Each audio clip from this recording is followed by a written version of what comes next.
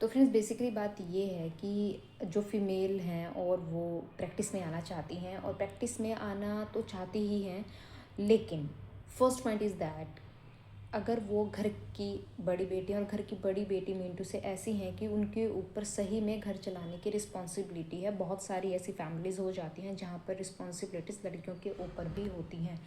ज़रूरी नहीं है कि भाई अगर आप लड़के हैं तो ही आपके ऊपर रिस्पॉन्सिबिलिटी होगी। मैंने बहुत लड़कियों को ऐसे देखा है, बिंग एन एल्डर डॉटर, तो उनके पास रिस्पॉन्सिबिलिटी होती हैं। तो वहाँ पर मैं आपको ये सजेशन देना चाहूँगी, आप इन शॉर्ट पीरियड जितना हो सकता है आप गवर्नमेंट जॉब में जाने की ट्राई कीजिए, मीनटू से जुडिशरी या जो लॉ में अपनी अदर गवर्नमेंट जॉब्स निकलती हैं उनमें, क्योंकि प्रैक्टिस जो है बेसिकली वो टाइम मांगता है, टाइम के साथ पेशेंस मांगता है। और स्टार्टिंग के कुछ ईयर्स तक आप भूल जाइए कि इंडिपेंडेंटली आप कुछ कमा सकती हैं। आपको स्टार्टिंग में एज ए जूनियर तो काम करना ही करना पड़ेगा, और जब आप एज ए जूनियर काम करती हैं तो हाई कोर्ट का मैं बता देती हूँ। हाई कोर्ट में आपको मिलते हैं, मैंने इस पर और भी वीडियोज़ बनाई हुई हैं पहले। हाई कोर्ट में आपको एज ए जूनियर अगर आपको बहुत अच्छी ड्राफ्टिंग आ जाती है, बहुत अच्छी नहीं मीडियम ड्राफ्टिंग भी आती है, तो आपको 15,000 तक पे कर सकते हैं। अदरवाइज़ उससे कम ही रहता है हाई कोर्ट में भी।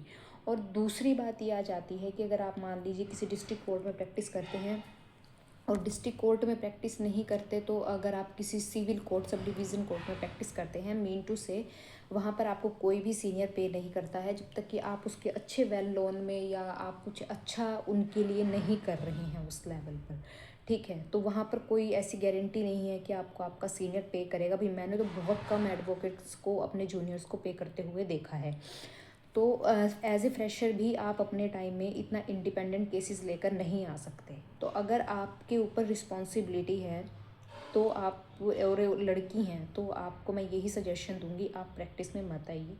आप अपने जो है फैमिली को प्रेफरेंस देते हुए आप किसी एक आप प्रैक्टिस में रहते हुए मतलब कि मिनिमम टू मैक्सिमम जितना आपके हाथ में टाइम है देकर आप जुडिशरी में या किसी अदर गवर्नमेंट जॉब में आने की कोशिश करें।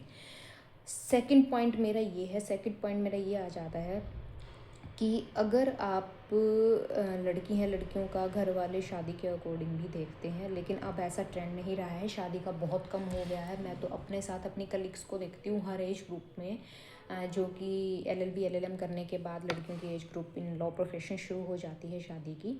तो वहाँ पर मैं अब देख रही हूँ कि बहुत सारी लड़कियाँ अनमेरिड है। अब वैसा ट्रेंड नहीं रहा है कि शादी करनी ही है, लेकिन फिर भी कहीं ना कहीं प्रेशर है और शादी करनी पड़ती है लड़कियों को। तो उसके रिगार्डिंग अगर मैं आप सबको बोलूँ तो मैं यही बोलूँगी कि लॉ जो प्रोफेशन है, अगर आप उसमें प्रैक्टिस में एक बार उतर गए हैं ना, तो उस प्रैक्टिस में आप जो अपनी ठीक प्रैक्टिस एस्टैब्लिश करना चाहते हैं कि एज एन इंडिपेंडेंट लॉयर आप प्रैक्टिस कर सकें, तो बेसिकली आपको कम से कम इसमें 10 साल स्टार्टिंग के देने पड़ेंगे ही। और 10 साल भी मैं आपको तब बोल रही हूँ जब आप सही मायने में सिर्फ और सिर्फ प्रैक्टिस को दे रहे हैं, ये नहीं साथ में एग्ज़ाम दे रहे हैं, साथ में जुडिशरी तैयारी कर रहे हैं, साथ में और जॉब्स के अंदर भी आपकी ट्राई चल रही है जाने की। कभी मतलब कोर्ट आ रहे हैं, कभी कोर्ट नहीं आ रहे हैं, तो उन केसेस में नहीं। अगर आप सिंसियरली अगर प्रैक्टिस में आप अपनी इंडिपेंडेंट प्रैक्टिस को ये वहाँ पर सेटल करना चाहते हैं, तो मैं आपके लिए ये वाली वर्डिंग है जो 10 साल कम से कम बोल रही हूँ। और ये 10 साल भी आप तब सर्वाइव कर पाएंगे अगर थोड़ा बहुत आपका पीछे से, क्योंकि स्टार्टिंग के 3 साल तो आप लगा लीजिए, 4 साल ही लगा लीजिए इंडिपेंडेंट केसेस में। अगर आपका सही मायने में, अगर आपका सर्कल बहुत बड़ा है, बहुत ही ज़्यादा बड़ा सर्कल है आपका, जो कि लड़कियों का बहुत रेयर केस में होता है बड़ा सर्कल, तो बड़ा सर्कल है आपका, तो आपके पास इंडिपेंडेंट स्टार्टिंग के 3-4 साल में केस आना स्टार्ट हो सकते हैं। अदरवाइज़ अगर आपका सर्कल बहुत लिमिटेड है, आप हो प्रोफेशन में लॉ में, लेकिन आपका नेचर भी इंट्रोवर्ट नेचर है, तो आपको बहुत मुश्किल इसमें हो सकती है। तो इसीलिए मैं कहती हूँ कि लड़कियों को अगर प्रैक्टिस में आना है तो बेसिकली उन्हें अपना मिनिमम 10 ईयर्स प्रैक्टिस में देने पड़ेंगे, और वो भी बिल्कुल regular without any if and but. अब हम थर्ड पॉइंट पर आ जाते हैं। थर्ड पॉइंट बेसिकली क्या है? थर्ड पॉइंट ये है कि अगर आप प्रैक्टिस को अपने फिक्स सेटल अच्छे से करना चाहते हैं तो आपका सर्कल होना चाहिए बड़ा।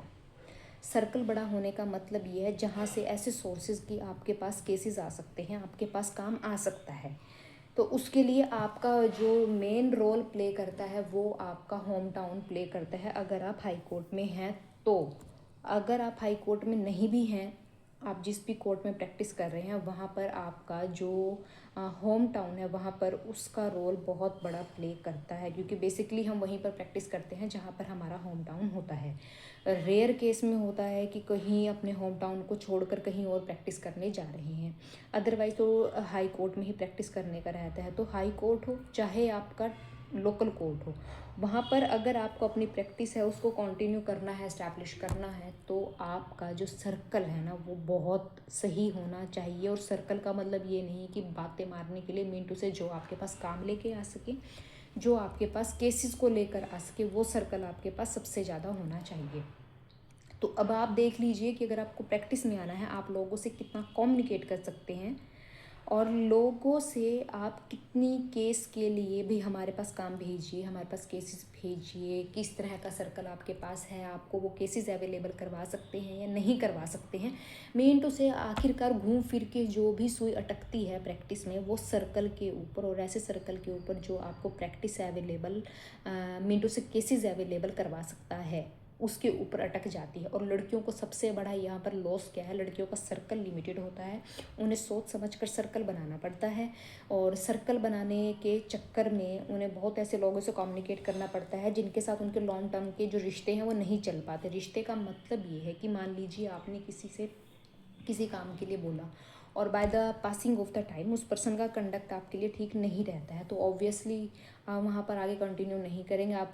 मिंटू से नॉर्मल कन्वर्सेशन भी आप है जो आप काम के रिगार्डिंग बात कर रहे हैं, लेकिन वो बंदा इन अदर वे कुछ आपको लगता है डाउटफुल है, तो आप ऑब्वियस है कि आप वहाँ से हटना प्रेफर करेंगे और फिर वो आपको कोई भी काम अवेलेबल नहीं करवाएगा। तो लड़कियों के लिए सबसे बड़ी प्रॉब्लम ये आती है कि जब वो प्रैक्टिस में आती हैं तो उन्हें अपने सर्कल को ध्यान में रखकर चलना पड़ता है, अपनी पर्सनल लाइफ और अपनी प्रोफेशनल लाइफ दोनों को मेंटेन करके बैलेंस करके चलने में उन्हें बहुत प्रॉब्लम होती है।